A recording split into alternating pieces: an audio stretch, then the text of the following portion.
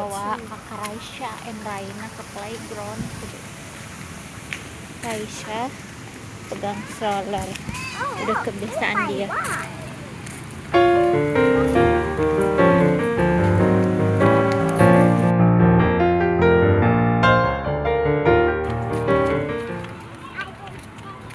Oke. Go. Cannot, mommy. Mommy bring the stroller.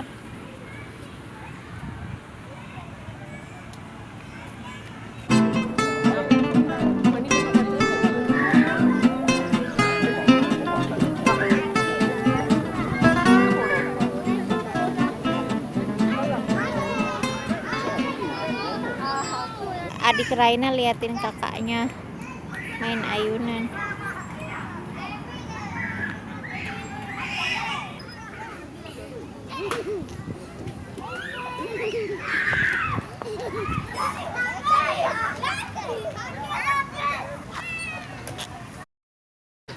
Oh.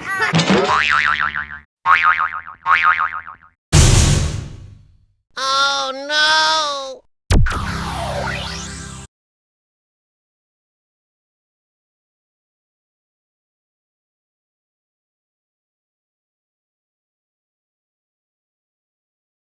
Hai, saya lagi di belakang mau jemur pakaian. Mesin cucinya ada di sana, cuman gelap yang di sana.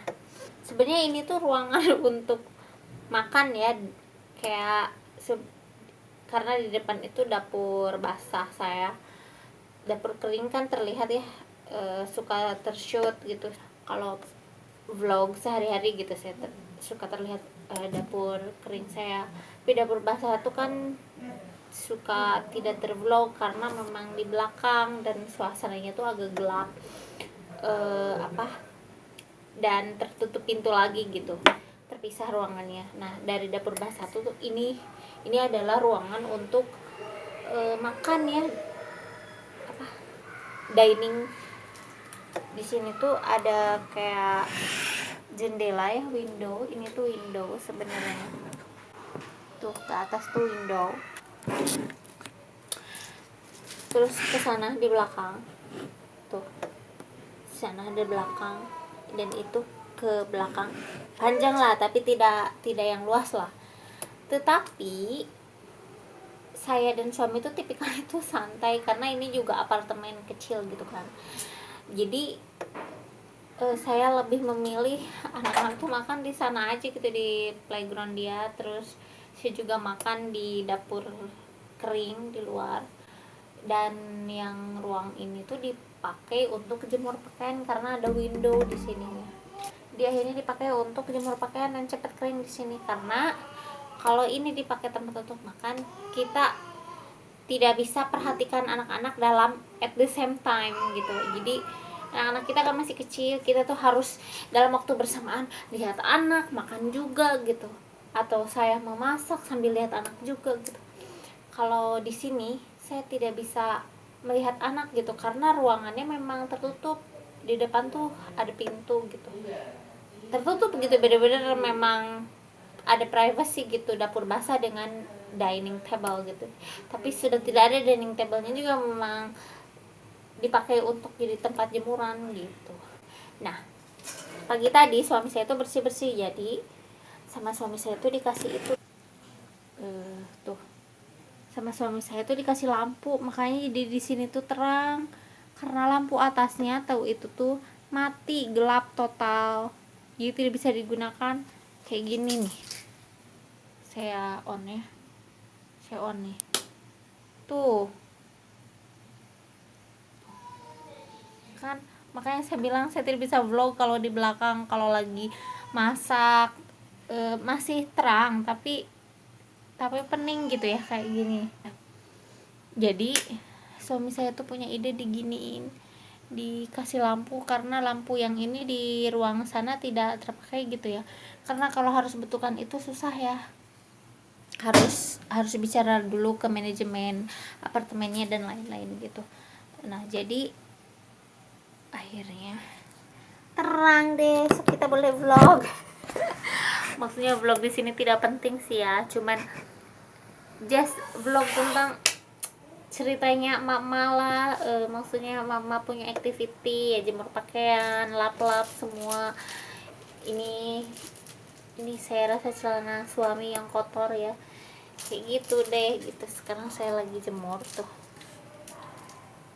sini panjang ke sana tuh, lagi jemur kan panjang ke sana, panjang dia tuh bentuk ruangannya tuh panjang gitu deh. Oke, saya mau lanjutin jemurnya.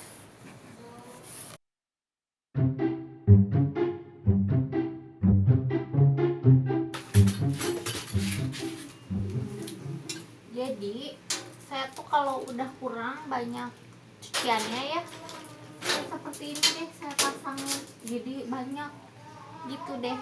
Kalau ini tuh yang bapaknya sama emaknya, nah, kalau yang anak-anak kayaknya ini gitu darling. Nah pakainya gitu. Jadi saya sih hati gini ya, sama sekali bukan seperti ini jemuran yang sebenarnya. Karena kan ya namanya seluas-luasnya apartemen ya, apartemen itu kan beda dengan kondominium gitu ya. Ada flat, ada apartemen, ada kondominium kan. Paling tinggi level tuh kondominium, apartemen tuh di middle lah.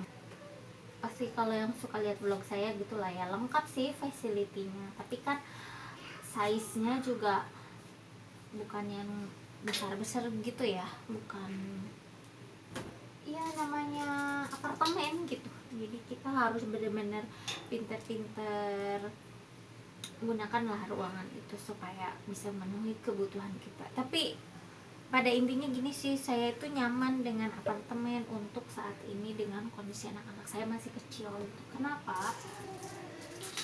Karena kalau saya pakai rumah besar saya susah mau monitor anak-anak itu.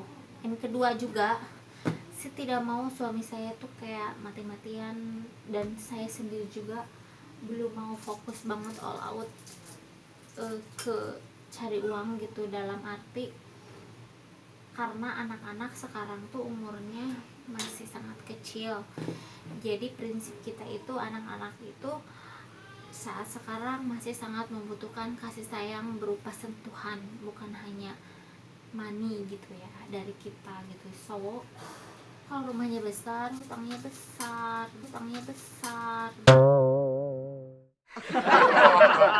gitu kan.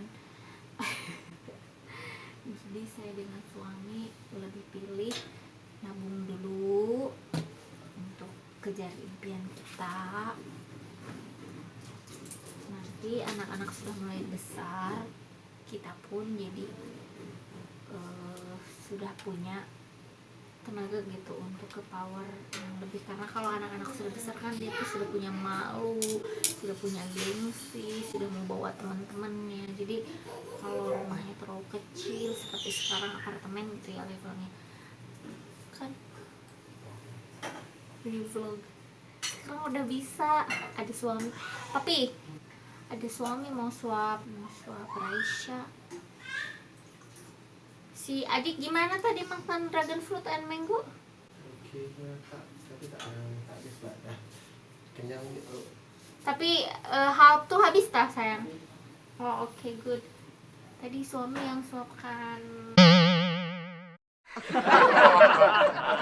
Raina karena saya masak and laundry. Karena suami saya itu tidak bisa kalau disuruh laundry, dia akan mencampur-campurkan color, karena nanti kalau sudah tercampur color itu akan rusak sih ya bajunya. Jadi enaknya di apartemen itu kan kecil, anak-anak masih kecil.